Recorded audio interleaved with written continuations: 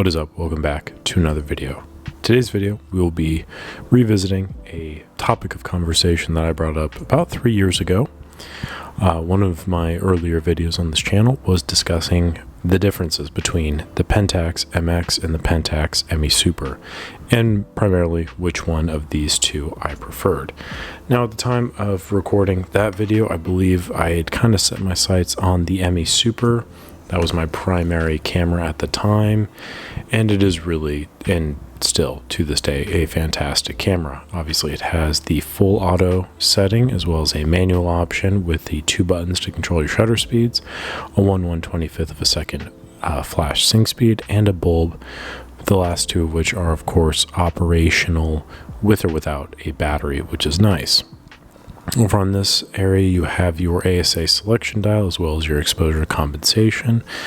Very nice and simple advanced lever, very compact system, top shutter speed of 1/2000th of a second, a 10-second self-timer, roughly speaking, and very simple operation all about. This is one of the smallest 35mm SLR cameras produced, and it really it's a lot. You definitely get your money's worth out of it, and it's definitely one of my favorites.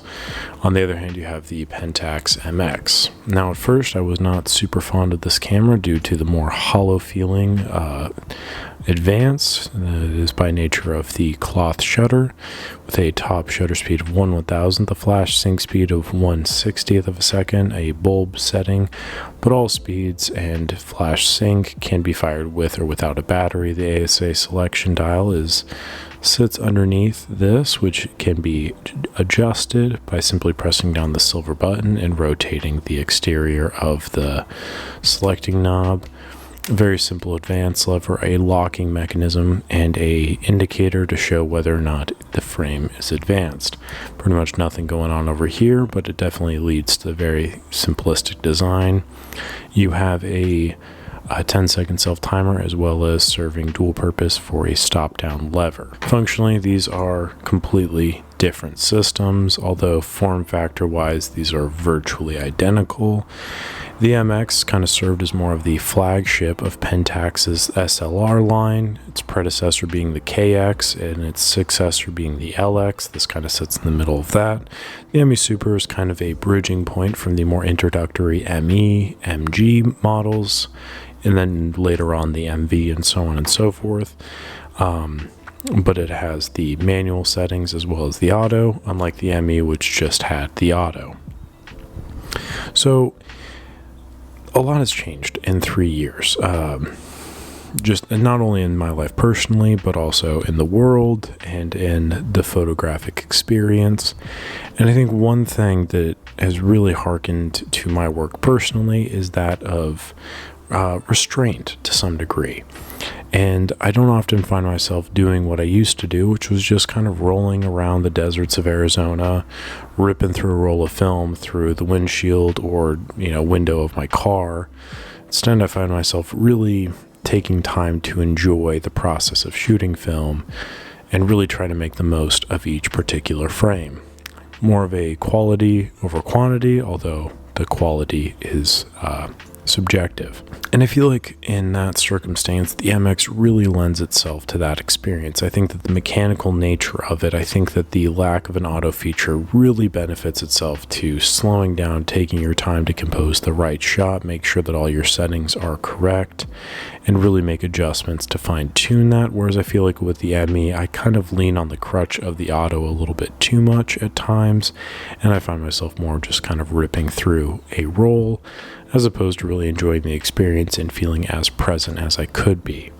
I also feel like with the MX, I feel like I've got all of the information I need right there. When I look through the viewfinder, I've got my shutter speed dial in view. I also have the aperture via the aperture preview window here, and that's something that I feel like I didn't really put enough precedent on when I was discussing the ME Super, because the more I've shot with this, the more I've really grown to appreciate this experience. The other thing that I'd say really changed my view is this lens. This 40mm 2.8 lens has definitely become one of my favorites. I think it really adds to the compact nature of the MX and really gives you a lot of bang for your buck in terms of the compact nature of this, but also the versatility of this platform and the system as a whole. I feel like it does the same with the ME Super. Launch this on here and you practically have a point and shoot. However, I just feel like with this, you have a much more, it's a much more sublime and professional feeling of calculating the shot and perfecting it, as opposed to this, which is just kind of, spray and pray sort of situation. Spray and pray. This is much more of a, or what is it? Yeah. Spray and pray. Yeah, that's right. And this one feels a little bit more selective, a little bit more purposeful. And that's something that I've really grown to appreciate over the last few years. I think it also goes without saying that the more mechanical nature of this lends itself to more of the repair component of my channel and of my business and all these things. These I still find to be incredibly repairable.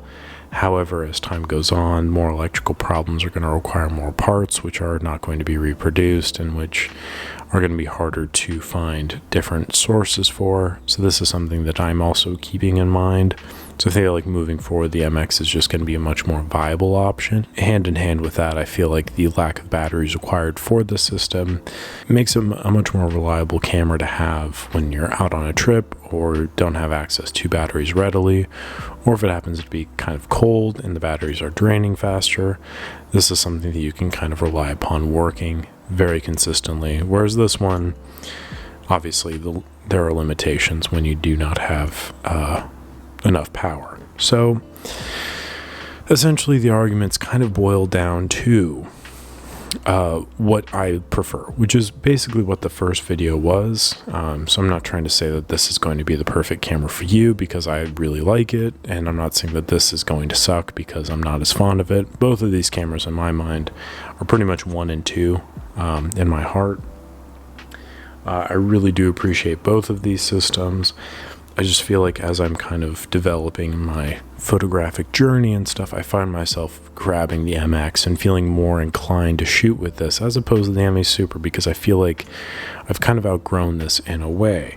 I feel like I've kind of gotten a little bit too comfortable with it. I feel like the challenge that the MX presents makes it a little bit more enjoyable, makes it a little bit more of an experience that I feel like I'm a participant in, as opposed to this, where I feel like I'm a bit in the back seat by virtue of how easy it is to use. I still recommend the ME Super to just about anybody who's looking for a camera, because I feel like it is one of the best cameras out there for such a low price. I think that the K-mount lens series is second to none. But to me, the MX is just one of those cameras that I feel like I'm always going to have 1 or 2 of on hand, always ready to shoot, always ready to let somebody borrow, because it is just one of my favorite systems. It's really what I want to recommend to anybody getting into photography, because to me, it just is the business. Overall, can't really say enough good things about the two. My thoughts and feelings have really changed significantly, I would say, but at the end of the day, I really do like both of these cameras a lot. It's hard to pick just one, but actually that's a lie. It's pretty easy. The MX is the winner of this year's discussion, and who knows, maybe in the next 3 years, if I'm still making videos, I revisit this topic and it's going to be the ME Super, or it'll be something completely different. Maybe it'll be the new Pentax camera, that if they decide to release that.